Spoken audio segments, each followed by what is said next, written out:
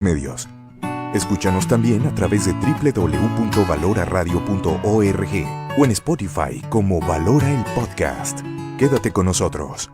Iniciamos. No tengas miedo al mundo, Él te acompañará. Que con los pies en la tierra hay que caminar y la mirada en el cielo para encontrar que su gracia aquí está. Valora Radio. Hola, ¿qué tal, amigos? Los saluda Rebe Torres y es un gusto estar compartiendo con ustedes a través de este espacio de Valora Radio. Como todos los viernes nos encontramos aquí a través de lo que es www.valoraradio.org, a través del Facebook de Valora Radio. Las personas que siguen posteriormente esta transmisión o que la vas a compartir, seas bienvenido. Es un gusto que nos des tu tiempo, tu espacio y sobre todo tu atención.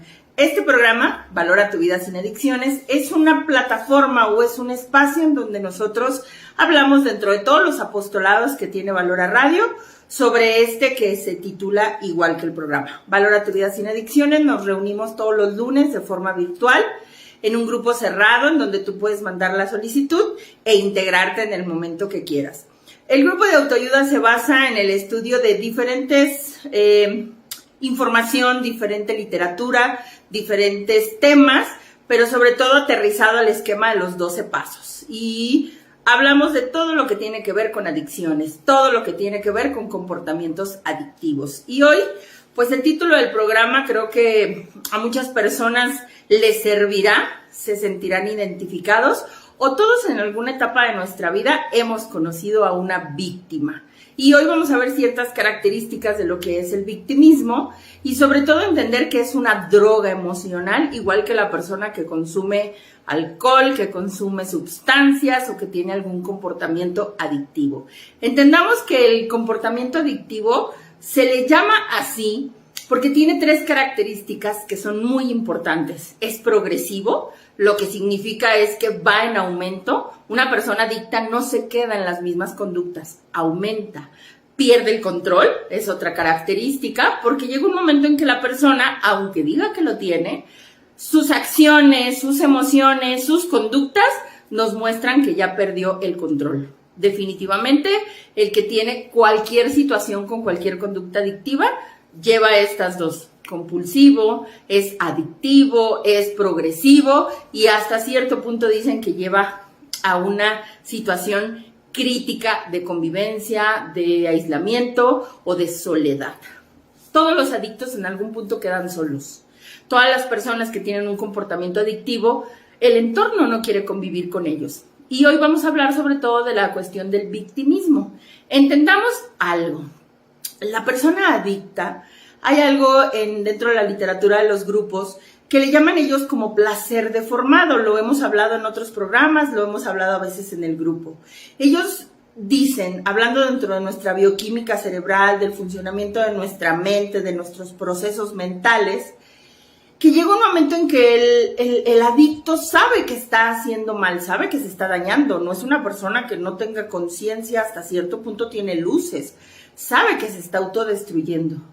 Pero también es muy placentero para esta persona tener esta conducta. Entonces ellos lo llaman que llegas a desarrollar un placer deformado.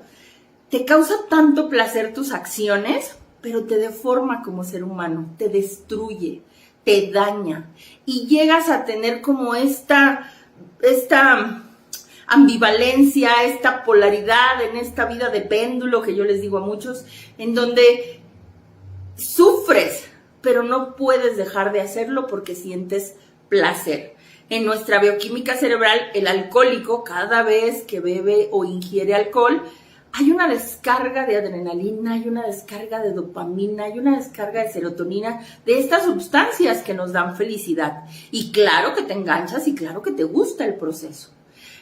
Pero también hay una gran hasta cierto punto descarga de ciertas conductas o de cortisol o de falta de litio que nos va teniendo como en este proceso de ambivalencia.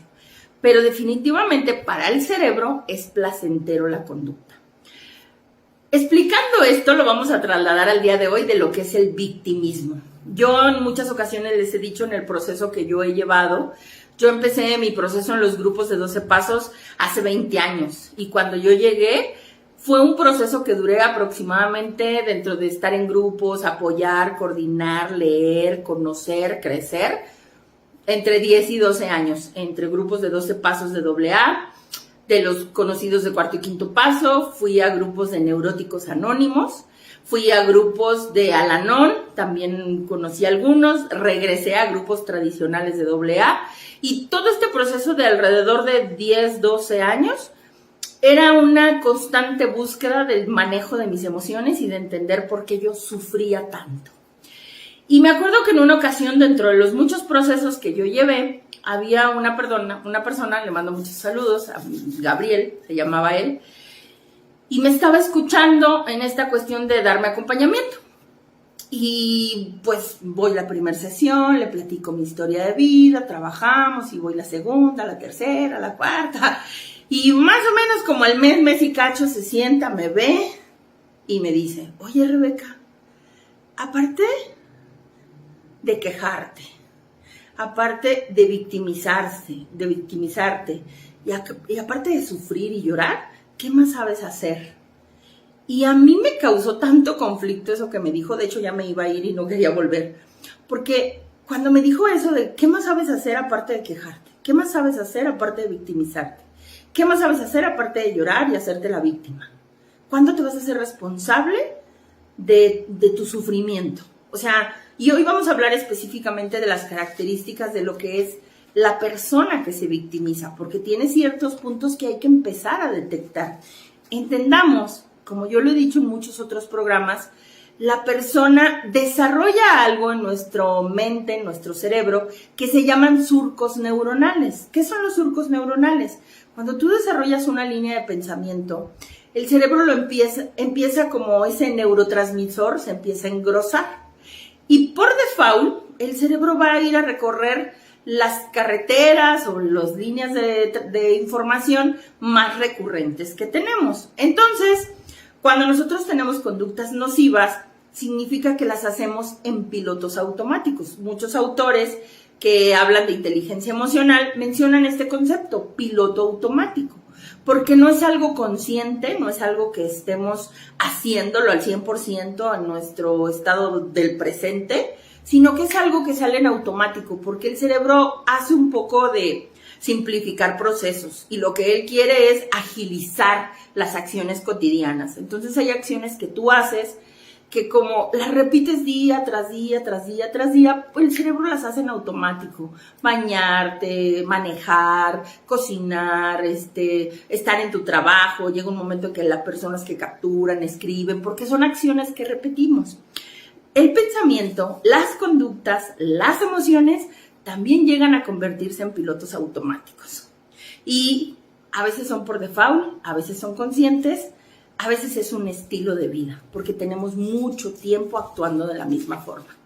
Hablemos entonces de las características de las personas que se victimizan, para posteriormente desglosar lo que es el victimismo, desglosarlo como una conducta adictiva. Voy a mencionarlas e iremos profundizando un poco en ellas. Una de las principales de las características de una persona que se victimiza, esta persona no quiere soluciones.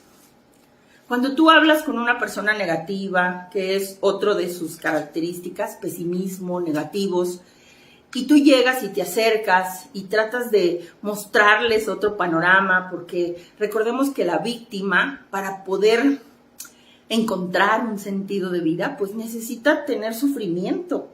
La víctima está muy ligada al sufrimiento. Voy a leer unas partes de un libro que les quiero recomendar el día de hoy en un momento. Pero hablemos de estas características. Primero, no quiere soluciones. Lo que quiere es quejarse. Segundo, es negativa, es pesimista. Tú no vas a encontrar una persona que habla en positivo. Su cerebro no sabe pensar en positivo. Ellos no pueden ver la vida en positivo. Su lente, por decirlo de alguna forma, el cristal con el que miran la vida, es oscuro, es del pasado, es del dolor, es del sufrimiento. No saben ver la vida en positivo. No te desesperes con una persona que se victimiza. No te desesperes con una persona que está en un estado de depresión crítico. Porque recordemos que el proceso adictivo es progresivo, va en aumento. Algunos empiezan como víctimas y otros terminan totalmente en un estado de depresión que no pueden salir, pero porque su mente no sabe pensar de otra forma.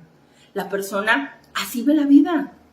No significa que sea correcto. Hay que entender algo de los procesos adictivos. El enfoque que trabajamos, las personas que abordamos la conducta humana, nos interesa saber cuándo sucedió el acontecimiento que te marcó, el trauma, el dolor que sentiste. Claro que nos interesa saber cuándo pasó. Si pasó a los 8 años, si pasó a los 15, si pasó hace 6 meses. Pero lo que más nos interesa desde esta perspectiva es qué comportamiento desarrollaste a través de ese acontecimiento. Voy a dar un ejemplo. Pues yo sufrí una infidelidad, hay un testimonio que hemos publicado en la página de 500 metros de una persona que descubrió a su pareja en infidelidad. Y entonces, a través del trauma, a través del acontecimiento, a través de, como en este enfoque lo llamamos detonantes, algo detonó, desarrollaste una conducta. Y a través de esa conducta, o la conducta está empujada o impulsada por emociones y pensamientos. Y entonces, a través de que tú te enteraste de este acontecimiento, tu pensamiento empezó a ser negativo. Tú te empezaste a victimizar. Tú empezaste a desarrollar a lo mejor ansiedad, paranoia, depresión, dejaste de comer, dejaste de dormir. Y a través de ese detonante es como si tú empujaras una bola de nieve y va creciendo conforme van pasando los días. Este es el proceso de ser compulsivo. Este es el proceso en donde la persona empieza a desarrollar una conducta que no sabe parar. Porque empezamos con conductas pequeñas, pero va creciendo, creciendo, creciendo, hasta que la bola de nieve es más grande que tú, hasta que la conducta es más grande que tú, hasta que el impulso o hasta que el estilo de vida que tienes, no sabes cómo frenarlo. Ahí es donde hablamos del proceso que es progresivo, va creciendo. Porque aumentan nuestros pensamientos, aumentan nuestras emociones, le dedicamos más tiempo al sufrimiento y llegan todos estos, que yo le digo a la gente, es locura, es vil locura estar en el estado en el que tú vives, pero le dedicas demasiado tiempo. Y entonces cuando tú empiezas a ver la vida negativa, pesimista, cuando tú en esta segunda característica no quieres soluciones, llega otra en donde creo que aporta a esta parte de aumentar la bola de nieve. Siguiente característica, culpa a otros de sus desgracias. Yo sufro porque él me dañó. Yo sufro porque esta persona me causó daño. Y ojo, el daño puede ser colateral, puede ser directo, puede ser real o a veces no. Voy a dar el ejemplo. A una persona que sufrió un abuso sexual en la infancia. ¿Eres una víctima? Sí, sufriste un abuso. Pero estamos hablando de una persona que a lo mejor ya tiene 15, 20, 30 años y sigue victimizándose de una situación del pasado. Culpa a otros del dolor que siente en el presente. Y lo entiendo, nadie nos enseña a procesar el dolor. Por eso es importante ir a terapia. Por eso es importante acercarnos a buscar ayuda profesional. Por eso es importante llegar, como en una herida cualquiera, al hospital, con el médico, con el profesional que te cure, que te limpie, que te ayude. A diferencia de una herida física, una herida emocional, lo que hace el terapeuta es acompañarte a que tú te limpies, a que tú lo afrontes, a que tú te cures. Ese es el proceso que hacemos los terapeutas. Y entender que sí fuiste la persona que otro dañó, sí fuiste la víctima, pero no te puedes quedar en ese estado. Esta característica creo que es la más difícil de trabajar para muchos. Porque cuando estás en terapia abordando estas situaciones y las personas te dicen, ¿por qué? ¿Por qué a mí? ¿Por qué pasó? ¿Por qué Dios lo permitió? No lo sabemos, pero sí te pasó. Y sí tienes que trabajarlo. No hay un por qué. A veces podremos encontrar algunas respuestas, pero no lo sabemos. Generalmente en los abusos sexuales hay un victimario, sí, pero a lo mejor la persona viene de otro abuso sexual, a lo mejor tiene un trastorno mental, a lo mejor tuvo otro detonante que lo hizo actuar de esa forma, pero no lo podremos saber, te pasó y tienes que trabajarlo. Deja de culpar a otros del sufrimiento que estás viviendo.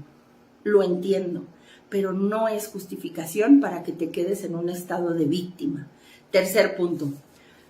Las personas que se victimizan llegan a un momento en el que se quejan constantemente y esto va muy ligado a la negatividad, al no querer soluciones. Todos nosotros en alguna etapa hemos estado cerca de una víctima y una persona que todo está mal, de todo se quejan, todos hacen las cosas incorrectas, tienen solución para todos, tienen crítica para todos. Y es cansado convivir con una persona que constantemente se está quejando. Creo que hasta como que nos quitan energía, ¿no? O sea, no queremos estar cerca de las personas. Por eso lo digo que en los procesos adictivos el adicto se queda solo. Nadie quiere estar cerca de alguien que le cause como este vibrato emocional, como esta sensación. Siguiente, que se quejan constantemente. Creo que nos quedan 2 puntos y creo que son los que más se tienen que trabajar en un proceso de terapia. 3, no asume su responsabilidad, porque obviamente como culpa a otros de su dolor, pues no logra verse a sí mismo. Sí, la persona te dañó, sí te hirieron, pero ¿tú qué has hecho para levantarte donde estás? ¿Tú qué has hecho para limpiarte la herida? No te haces responsable de tu dolor, todavía se lo dejas al otro, le das el poder al otro que te haga sufrir, pero ¿tu responsabilidad dónde está? ¿En qué momento te piensan levantar? Que fue a mí lo que me choqueó cuando me lo dijeron. Bueno, Rebeca, aparte de quejarte, conmiserarte y sufrir, ¿qué más sabes hacer? Y yo me acuerdo que me quedé así y dije, nada. O sea, no sé hacer nada porque tengo años haciendo eso. Y tengo años culpando a los demás y tengo años justificando lo que no hago por culpa de otro. Pero yo no aceptaba la responsabilidad. Tienes 10 años sufriendo por esta persona que ya no está o por esta situación que tú viviste, pero en estos 10 años, ¿tú qué has hecho? Y yo, quejarme, llorar, culparlo, por eso, pero ¿dónde está tu responsabilidad? ¿Dónde está el que tú te levantes? Y yo me costó muchísimo entenderlo, porque llegó un momento en que la víctima no se ve a sí mismo, ve el daño que le hacen los demás, y cuando se voltea a ver a sí mismo, ve la herida, pero no ve su responsabilidad. Inclusive muchas veces las víctimas son heridas por su falta de responsabilidad, porque la víctima no supo poner límites. Me refiero a una relación codependiente, me refiero a una relación con que tu hijo te falte al respeto, con que tus padres te agredan, con que estés en una relación tóxica, con que vivas con un alcohólico, con un adicto. Tú te victimizas, pero no eres responsable de poner límites, no eres una persona responsable de pararte y alejarte, te quedas ahí. Yo a veces cuando escucho personas en el acompañamiento terapéutico les digo, pero ¿por qué no pones un límite? No sé cómo, Rebeca. Y creo que sí es el proceso de la víctima. La víctima está amordazada, la víctima está amarrada, la víctima no se puede mover, pero creo que es parte de poder aprender a limpiar el cristal con el que vemos las cosas, dejar de estar en este papel de víctima y aceptar tu responsabilidad. El otro te grita porque tú lo permites. El otro te golpea porque tú lo permites. Tu hijo te falta el respeto porque tú lo permitiste. Tú no perdiste ese papel, perdiste la responsabilidad de lo que a ti te tocaba hacer. No te victimices, hazte responsable. En el momento que te empieces a ser responsable, habrá un poco de crecimiento.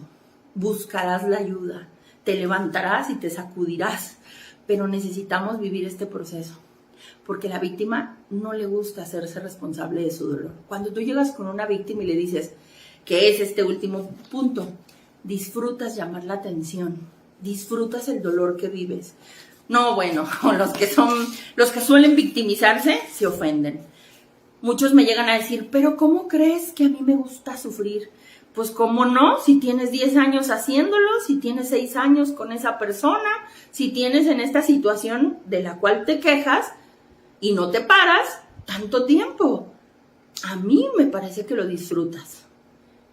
Y creo que ese punto también es algo que tenemos que entender. Lo voy a explicar de otra forma. hace días yo estaba hablando con una persona que terminó una relación de mucho tiempo, una relación de pareja. Eran novios y él se fue a vivir a otro país. Entonces, pues la distancia, situaciones que ya venían arrastrando de mucho tiempo, se dio la separación.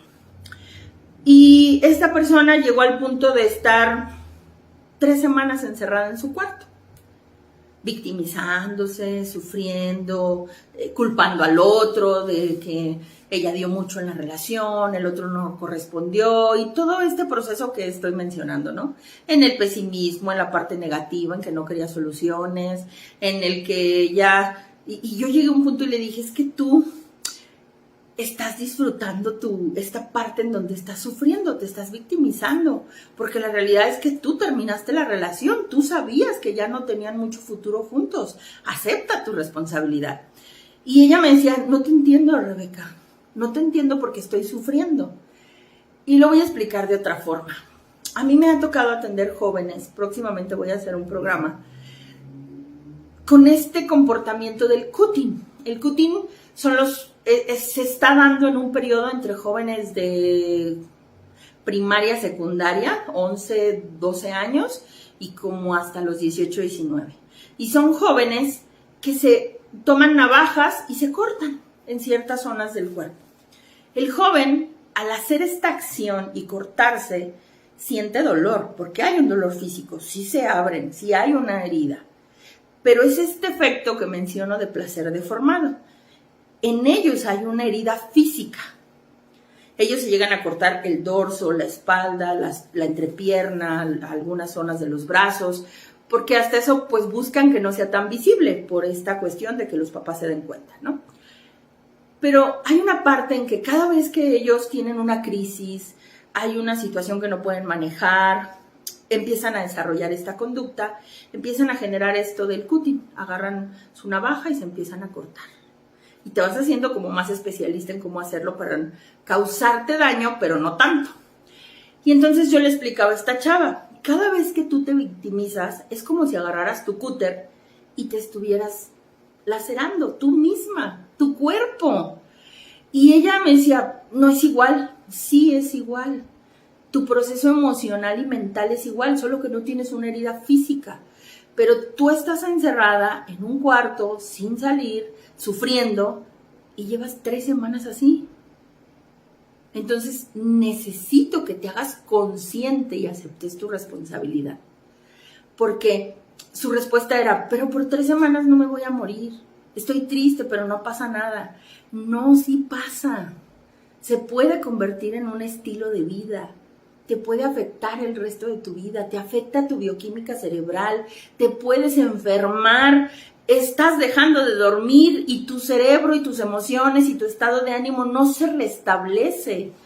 La víctima busca victimarios exteriores, pero creo que es el que más se daña a sí mismo. Quiero leerles una parte de este libro. Sé que el título a muchos no les gusta, pero a mí es uno de los libros en todo este proceso que yo he vivido que me ha ayudado mucho. El libro se llama Dios mío, hazme viuda, por favor, de Josefina Vázquez Mota. Y hay varios capítulos, pero hay uno que así se llama Por mi culpa, por mi culpa, por mi culpa. Y habla un poco del proceso del victimizarnos. Voy a leer algunas partes.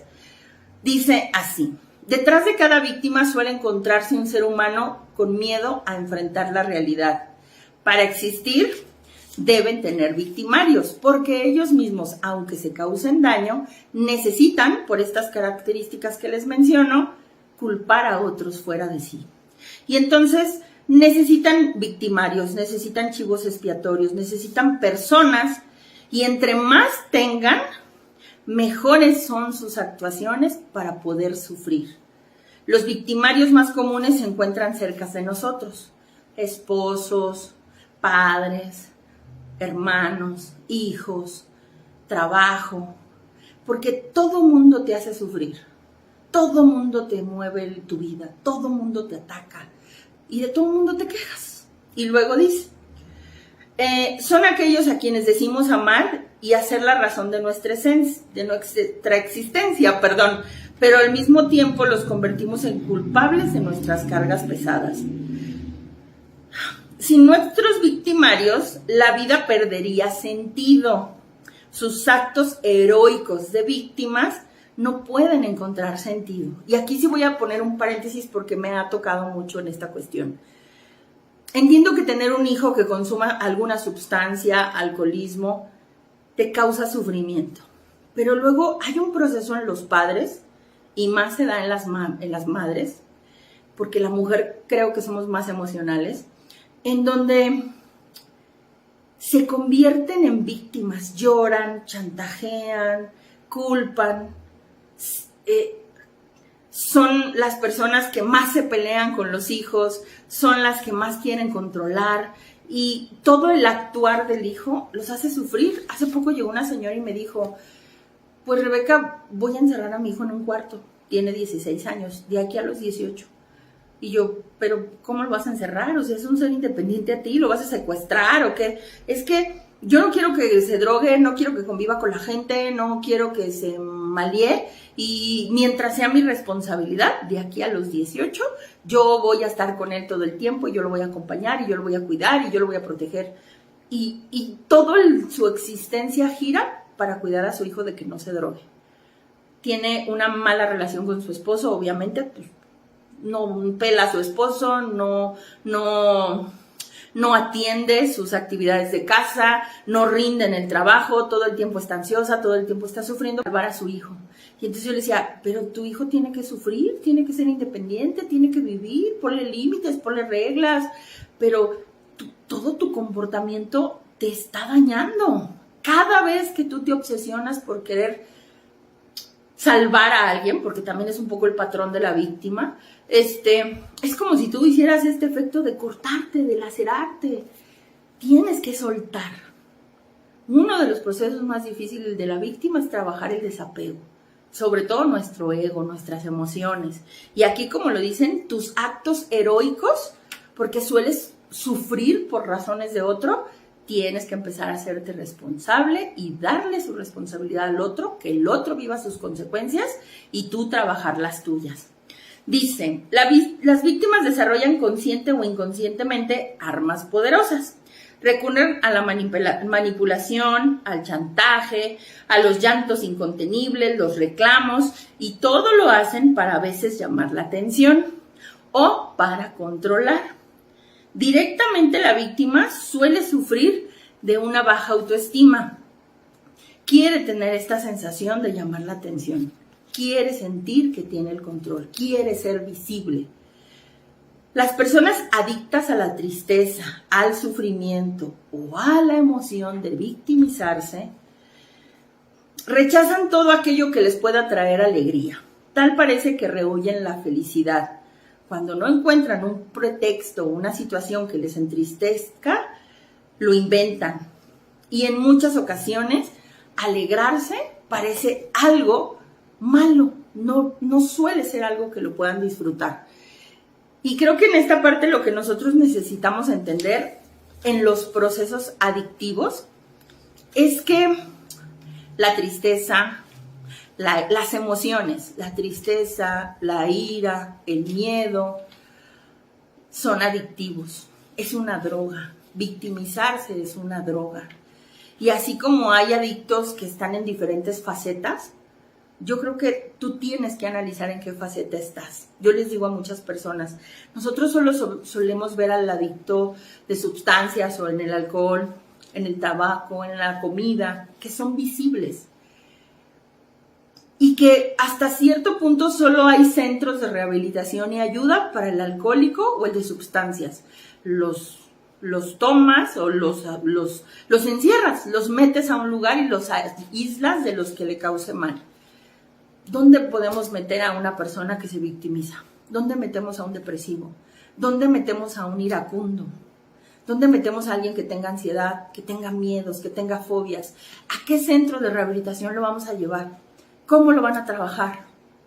Si eso se trabaja en la vida cotidiana y eso se trabaja en el conocimiento de sí mismo.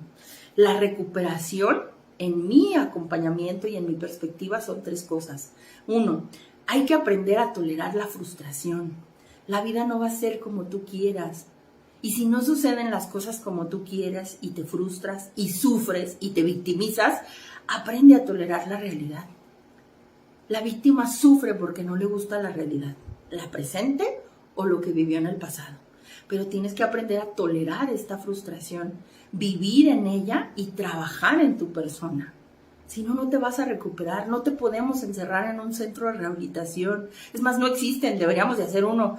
Y creo que a lo más que existen, pues aquí en Guadalajara desconozco de dónde nos estén ustedes sintonizando, pero te van a llevar a Salme, a salud mental, o te van a llevar a un hospital psiquiátrico. Y aún así, no creo que sea la mejor forma de recuperarte. Puede ayudar el medicamento, puede ayudar el aislamiento, pero estamos hablando de emociones. La persona tiene que aprender en la vida cotidiana y adaptarse a la realidad. Los 12 pasos hablan en el primer paso que tú tienes que admitir tu impotencia, que tú tienes que vivir en este proceso en donde tú te hagas consciente que no puedes controlar la realidad y no puedes controlar a nadie. Deja de victimizarte y sufrir por el exterior. Voy al punto que yo les decía hace un momento. Hazte responsable de ti. Si alguien me daña, me quito. Si alguien me causa sufrimiento, lo arreglo, porque creo que es esta segunda parte que yo creo que la recuperación te va a llevar a eso. 2, hay que reparar lo que se rompió. Y no empecemos afuera. Es muy bueno ir a reparar el daño afuera, lo dicen los pasos que nosotros practicamos en el grupo. Hay un paso específico que dice, hacemos una lista de aquellas personas a las que nosotros dañamos e iremos a reparar el daño. Ojalá que nosotros estuviéramos en la lista de los que nos dañaron y nos vinieran a pedir perdón, pero a veces no va a pasar. Y a veces tú estás victimizándote y sufriendo y deprimido y atorado en una situación de tu vida que estás esperando a lo mejor un perdón que no va a llegar. Por eso te tienes que hacer responsable y reparar el daño. Repárate tú. Y si a mí una persona me causó daño y no me pidió perdón o me agredió en mi infancia, mis padres, una situación de un abuso sexual, una persona que te rompió el corazón, un amigo que te decepcionó, Dios porque no hizo lo que tú quisiste, la vida que tiene la culpa de lo que te está pasando, aprende a repararte. Y creo que esta es la parte en donde nos llevan los pasos, sobre todo en el proceso de ir acercarnos a un Dios que te puede reparar, un Dios que te puede salvar. Hay una escena, no sé si algunos han visto la serie de Los Elegidos, de Chosen. Hay una escena en donde Jesús llega y va con el que está tirado en el piso por no poder acercarse a la piscina. Hay varias escenas. A mí esa serie se me hace maravillosa y si no la han visto, creo que ya va en la 4ª temporada, échensela. Y hay una parte en donde Jesús llega y le dice, ¿quieres ser sanado? Y entonces él se empieza a quejar. Nadie me lleva a la piscina, nadie, cuando yo trato de acercarme, todos me pasan. Y él se empieza en esta parte a victimizar, se queja, sufre, culpa a los demás. De verdad, chéquenla, ¿eh? Y él se empieza a victimizar. Y entonces llega un momento en que le dice Jesús, no te pregunté eso, yo te pregunté si tú quieres ser sanado. ¿Tú quieres ser sanado? Entiendo el sufrimiento que has vivido, pero va a terminar. Bueno, para mí la escena es maravillosa, maravillosa. Y hay otra escena, que ella sale desde las primeras temporadas de María, que es de las que se encuentra a Jesús, lo sigue, y luego llega un momento en que se vuelve a alejar y vuelve con sus trastornos, si lo quieres ver así, y van y la buscan. Y entonces le dicen, Él nos mandó a buscarte. Y ella se quebra y llora y dice, no puedo ir con Él, porque ya me había curado y me volví a romper. No. De verdad, vean esa serie. Cuando tú logras ver y cómo en la escena, cuando ella vuelve a ver a Jesús y se acerca y la ropa y bueno, o sea, cuando tú te encuentres con ese Dios que repara, que te restaura, que te levanta, que te sana, no puedes ya victimizarte, no puedes tener ya situaciones para no ser feliz. Y yo creo que esto nos lleva al último paso para poder rehabilitarnos. Hay que construir lo que no existe. Lo repito en las cuestiones que hemos dicho. 1, hay que tolerar las frustraciones. 2, hay que reparar lo que se rompe. Y 3, hay que construir lo que no existe. mucho tiempo de mi vida, y yo lo he dicho en las cuestiones de los grupos, yo sí era la persona más frustrada y victimizada en este mundo. Muchas etapas de mi vida me regocijaba en el sufrimiento. Y cuando les digo que a mí esta persona me lo dijo, porque lo viví, cuando me dijo es que no sabes hacer otra cosa más que llorar, quejarte, conmiserarte, o sea, ¿qué vas a hacer de tu vida? Yo no tenía un sentido de vida, no tenía buena relación con mi familia, estaba sola en ese entonces, tenía una vida sexual no muy sana, y no tenía una relación con Dios. ¿Cómo no me voy a victimizar? Yo les digo a la gente, cuando me pongo a ver mi pasado y digo, pues ¿cómo no iba a estar bien loca? Si yo soy muy fan de las películas de Star Wars, pues si yo estaba todo en el lado oscuro, todo en la parte oscura de culpas, de dolor, de todo lo que conlleva, ¿no? Yo decía, pues ¿cómo no me voy a victimizar? Y cuando empiezo a vivir todo este proceso de reparar daños, de construirme, de trabajar, de perdonarme, de perdonar, creo que esta parte de construir lo que no existe, yo era una persona muy fantasiosa, castillos, pasado, futuro, bueno, y cuando aprendí, yo a veces le digo a la gente cuando llega a terapia conmigo, yo te voy a enseñar a dejar de pensar, y de pensar tonterías, o sea, hay que encauzar nuestro pensamiento a un crecimiento, hay que educar nuestra mente, hay que crecer, métele libros, deja de ver tonterías, estudia la Biblia, acércate a Dios, deja de seguir youtubers que no te aportan nada, tú eliges el contenido que tienes, deja de victimizarte. Y entonces en este proceso, a mí creo que ha sido como una etapa de ir, así como llegamos a un punto de locura, hay que ir llegando a la realidad, pero hay un punto en donde dice esto, hay que construir lo que no existe, pero basado en la realidad. No en fantasías, no en pasado, no en ilusiones. Hay que desarrollar todo lo que es nuestro espíritu, nuestra esencia, nuestro pensamiento crítico, nuestra inteligencia, todos estos dones y valores que Dios nos dio a cada ser humano, que no lo utilizamos porque estamos en este lado de sufrir del pasado, de victimizarte, de quejarte, de culpar. Yo a veces le digo a la gente, qué cansado, yo lo recuerdo en mi vida, o sea, qué cansado es estar de malas todo el tiempo. Qué cansado es culpar a otros de lo que te pasa todo el tiempo. Qué cansado es enojarse de todo el tiempo. Por eso es un proceso adictivo. Te encanta sufrir. Y perdón que lo diga así y espero no herir susceptibilidades. Pero te encanta estar enojado. Yo les digo a muchos, ¿tú disfrutas pelearte con tu pareja? ¿Tú disfrutas hacerla de bronca, por no decir otra cosa? Tú disfrutas lo que haces. Tú te cuentas la idea de que sufres un chorro. Pero si sufrieras tanto, dejarías de hacerlo. Y aquí viene la pregunta más importante. Yo dejaría de hacerlo si supiera cómo. No sé cómo. Por eso necesito buscar a alguien que me ayude. Alguien humano que me enseñe el camino, un mentor, un terapeuta, un asesor, un director espiritual y alguien no humano, llamado Dios, que te va a dar todos esos elementos y recursos que necesitamos desde el interior. La fortaleza, la fe, el perdón. Eso no lo vas a adquirir ni con medicamento, ni con libros, ni con terapeutas. Yo te puedo describir el perdón, pero el que tiene que dar el brinco y hacerlo, y sentirlo, y experimentarlo, eres tú. Y si tú humanamente no tienes los recursos, pídeselos a Dios, porque Dios sí te los puede dar, no el terapeuta. Nosotros te acompañamos, nosotros te damos la fórmula, pero hacerlo, ejecutarlo y vivirlo es chamba tuya con Dios. Y creo que en ese proceso lo más importante que tienes que entender es que no estamos solos.